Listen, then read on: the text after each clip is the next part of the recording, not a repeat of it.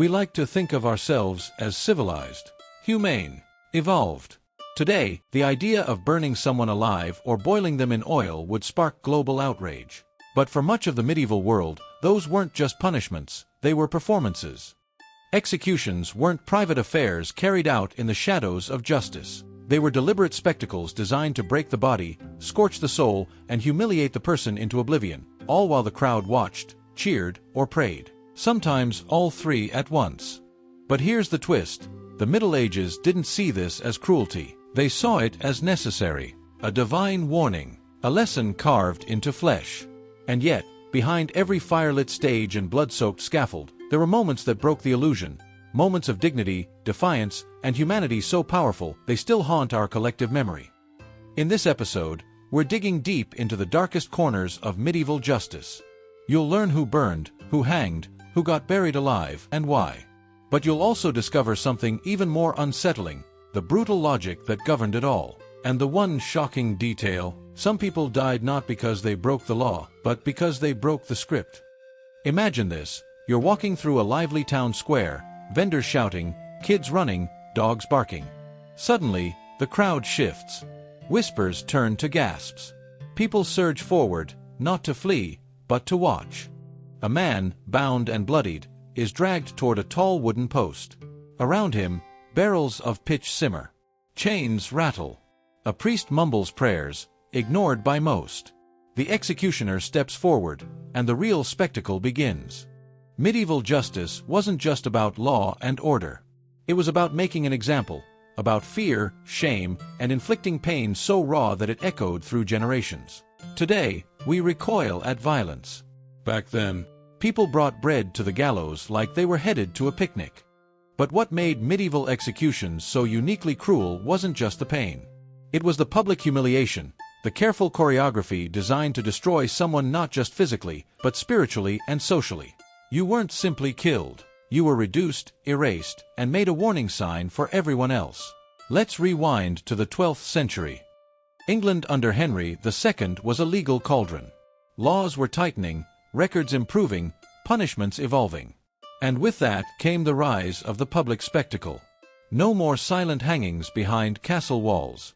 Justice had to be seen and felt. Take hanging, for instance. Sounds straightforward, right? A rope, a drop, a death. Not so fast.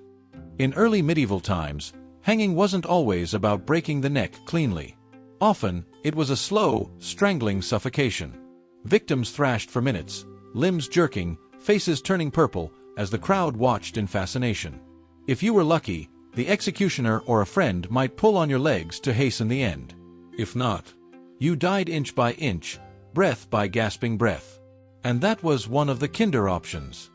For women accused of high treason or petty witchcraft, things got even darker. Enter burning at the stake. Burning served a dual purpose. On the surface, it was about eliminating evil. But underneath, it was about humiliation, spectacle, and the illusion of purity through fire. Victims were stripped, tied to a post, and surrounded by flammable materials. Sometimes the flames were lit slowly, deliberately, to ensure maximum agony. One chronicler described how the fire would lick at the victim's legs first, curling flesh from bone, before moving upward, slow, smoky, and merciless. The air filled with screams, the smell of charred hair and flesh, and the quiet murmurs of a crowd pretending to pray while secretly watching every twitch. But let's not forget burial alive. Used especially in the Germanic territories and certain monastic courts, this horror was often reserved for nuns who had broken their vows. Sounds medievally poetic, until you realize it meant being sealed in a tiny cell, underground, sometimes with a loaf of bread and a cup of water. Just enough to drag death out for days. And these weren't just random punishments. They were chosen for effect. Every method carried a symbolic message. Betrayal of the crown? Hang like a traitor. Heresy. Burn in flames like your false faith. Sexual sin. Be buried where no light or hope could reach you. Executions were narrative-driven. They told a story. And the townspeople? They were the audience, hungry for drama, invested in morality, eager to see justice not just done, but performed. But how did we get to this point? How did pain become policy, and shame a spectacle? To answer that, we need to explore the psychological and religious foundations of medieval punishment. And that's exactly where we're headed next. To truly understand medieval executions, we have to think less like modern citizens and more like medieval minds. This wasn't just about justice. It was theology, psychology, and theater, all fused into one grisly performance. In the medieval worldview, sin wasn't private. It infected society like a disease. And punishment, that was the cure, not just for the sinner, but for everyone watching. The idea was simple and terrifying. Public pain purified the soul and warned the living. Enter the Church. By the 13th century, the Catholic Church had its fingerprints all over the justice system. Bishops held courts. Priests heard confessions that led directly to executions. Heresy wasn't just a disagreement, it was spiritual treason. And treason against God? That required divine fire. Burning alive became the Church's preferred punishment for heretics. It wasn't just painful, it was symbolic. Fire, in their view, was both destructive and cleansing. So, when the Inquisition rolled into town, bonfires weren't far behind. But the punishment didn't stop with the flame. Take the case of Marguerite Porete, a French mystic who challenged the Church's teachings. She was tried in secret, gagged in public, and finally burned alive in 1310. But before the fire was lit, her books were burned first, as if to kill her ideas before killing her body. Execution was often just the final act in a play of humiliation. Criminals were paraded through towns, beaten, forced to wear signs declaring their sins. Some were locked in cages hung from bridges or towers, left to rot in the elements while passers-by jeered. Others were tied to pillories, wooden frames that clamped the head and hands, and left to the mercy of the crowd. And mercy was in short supply. People hurled garbage, stones, dead animals. Women accused of adultery were shaved bald, their scalps scrawled with charcoal insults. Men caught stealing might lose a hand, and be forced to carry it with them. Every punishment was layered. First came pain, then came shame, and then came the long, slow death of your name, your reputation erased in front of the very people who once called you neighbor. But what made all this socially acceptable? Part of it was fear. The medieval world was unstable. Wars, plagues, famines, constant threats. People craved order. And if maintaining that order meant watching someone boil alive in oil, so be it. But another part was power. Public executions reminded everyone who ruled, both earthly kings and divine ones. The scaffold wasn't just a killing place. It was a stage. The executioner, a state-sponsored actor, and the condemned, a prop in a morality play. Sometimes, the condemned would even play along. Some confessed their sins in front of crowds, begging forgiveness with dramatic flair. Others stayed silent, becoming almost legendary in defiance. Their final words, or lack thereof, could make or break public opinion. But regardless of their performance, the ending was always the same: blood, fire, silence. And yet, not all executions were equal. Not all criminals died in the same way, or for the same reasons. That's where we begin to see the dark logic behind the punishments. Because the method of death wasn't random. It was targeted, tailored, and, believe it or not, carefully debated. Why was one man boiled alive while another was drawn and quartered? Why did a woman get buried instead of burned? The answers lie in a terrifying web of class, gender, religion, and politics. We're going to pull that web apart. In the Middle Ages, not all executions were created equal, and neither were the people they targeted. If you were a noble, your death might come with ceremony, dignity, maybe even a prayer. If you were poor, foreign, female, or deviant, you were likely to suffer in ways designed not just to kill you, but to strip your very identity. Let's take class. Nobles rarely hung from gallows or burned at the stake. Why? Because public pain was beneath their station. Beheading was their go to death, a clean, quick swipe of the sword or axe. It was still execution, yes, but sanitized, controlled, almost honorable. Take Anne Boleyn, Queen of England, accused of adultery and treason. She didn't burn. She wasn't hanged. She was beheaded with a French sword, sharper and more precise than the English axe. Henry VIII even paid extra for the executioner's travel. Why? Because spectacle mattered. Even in death, class spoke louder than crime. Now compare that to someone like William Maurice, a pirate in 1241, who was dragged through the streets, chained, whipped, then hoisted into a cauldron of boiling oil, alive. No ceremony. No prayers. Just heat, screams, and a crowd with nothing better to do on a Saturday. Gender, too, shaped punishment. Women, especially those accused of sexual sins, witchcraft, or insubordination, were judged not just as criminals, but as moral threats. Their executions were designed to shame their bodies. Take the punishment of being buried alive. Nuns who broke their chastity vows weren't simply excommunicated. In some regions, they were placed in coffin-sized holes, given 1 loaf of bread and 1 cup of water, and left to die alone, sealed from the world that once called them Bride of Christ. The act wasn't just punitive. It was symbolic.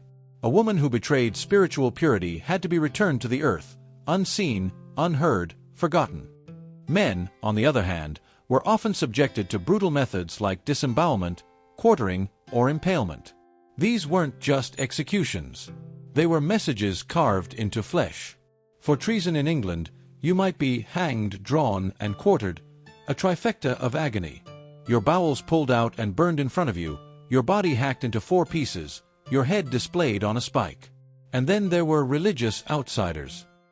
Jews, Muslims, heretics, they all faced executions with an extra layer of cruelty. In Christian cities, Jews were sometimes accused of host desecration and burned alive without trial.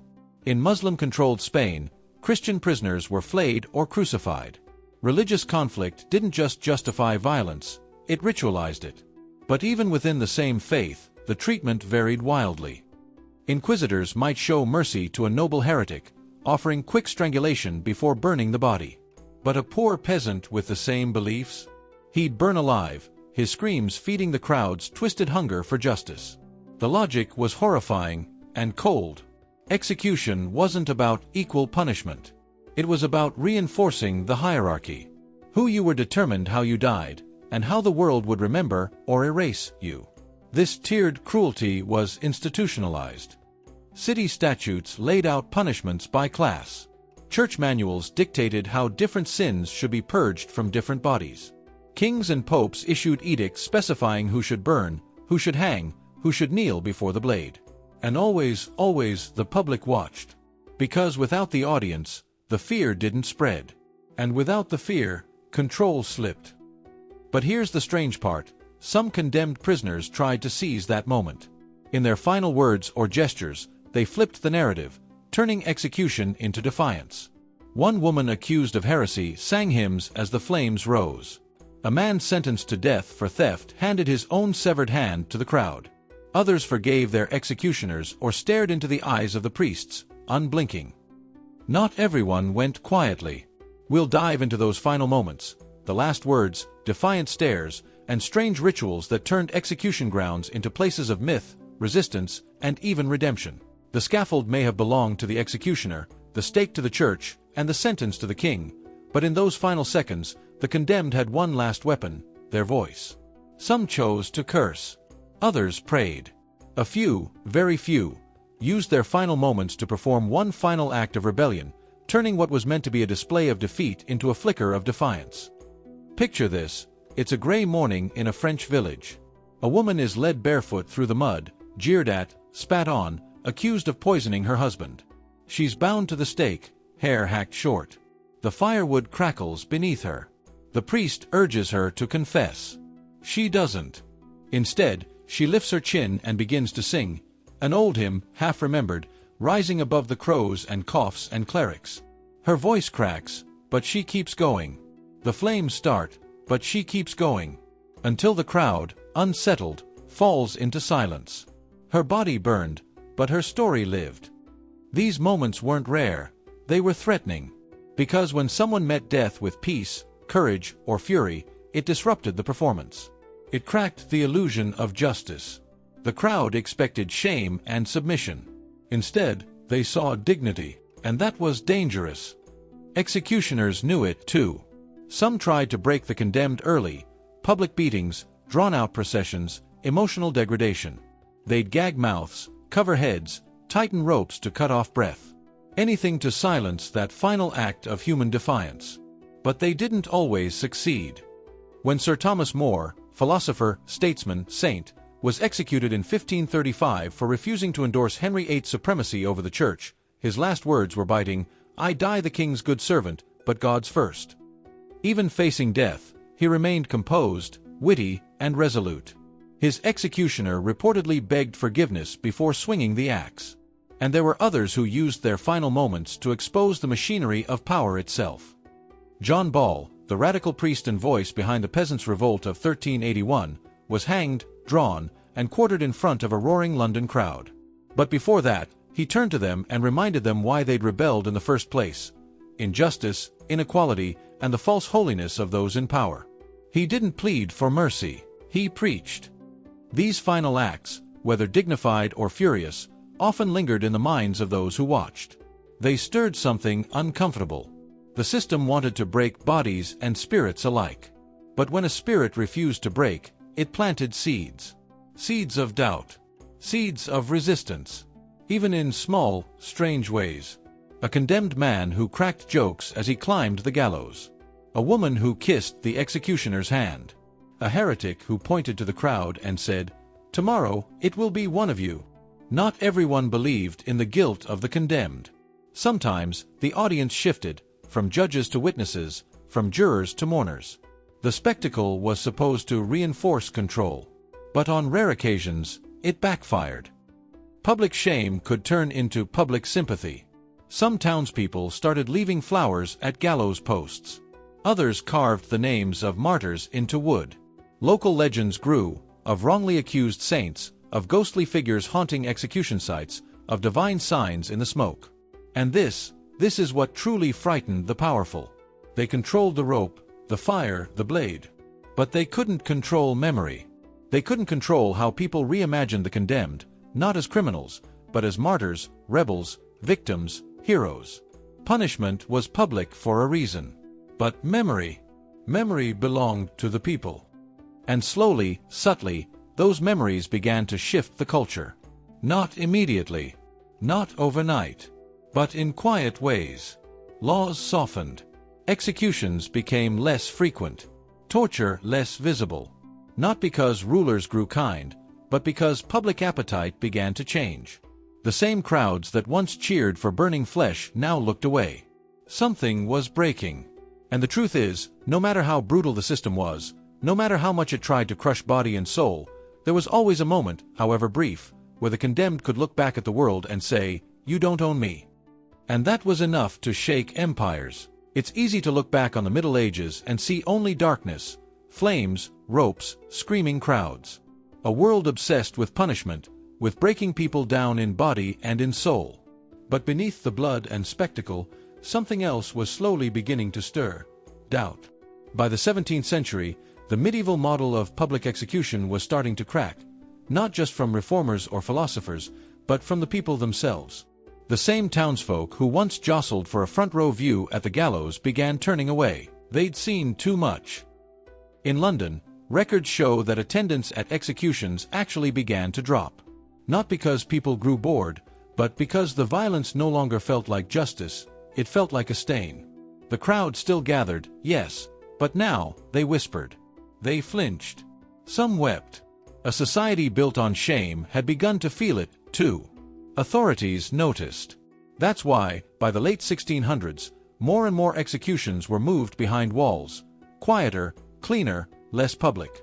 The point was no longer to terrify everyone. Now, the goal was to maintain order, efficient, polite, invisible. But history has a long memory. The echoes of those earlier centuries, of women burned for love, of peasants flayed for stealing bread, of men boiled to prove a king's wrath, didn't just disappear. They left their mark on culture, on law, on morality itself. You can still see it. In fairy tales that speak of witches and fire.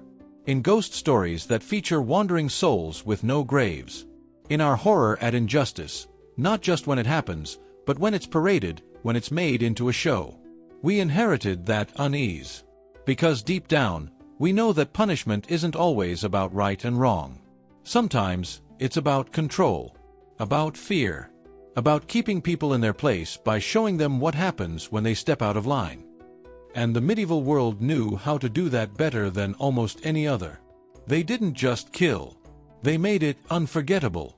They turned justice into theater and death into doctrine. They blurred the line between punishment and performance, and in doing so, they taught generations not just to obey, but to watch. And yet, in every crowd, there was always someone who didn't cheer. Someone who turned away. Someone who remembered the scream, the name, the eyes of the person who refused to be broken. That memory, the one that survives long after the ashes cool, is the real legacy of medieval execution.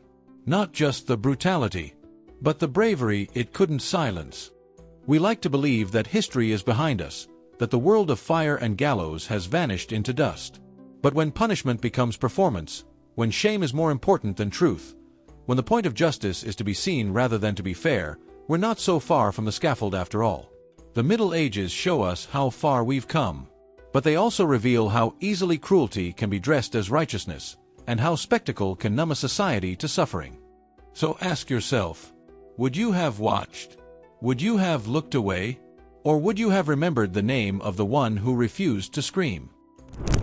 If this episode made you think differently about history, or even about today, hit that subscribe button, ring the bell, and let us know in the comments. What punishment from medieval times shocked you the most? And what modern injustice do you think future generations will be horrified by?